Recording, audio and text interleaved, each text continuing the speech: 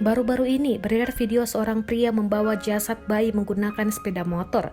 Video itu diunggah oleh akun Instagram @humaspolda_kalteng pada Selasa, 15 Desember 2020.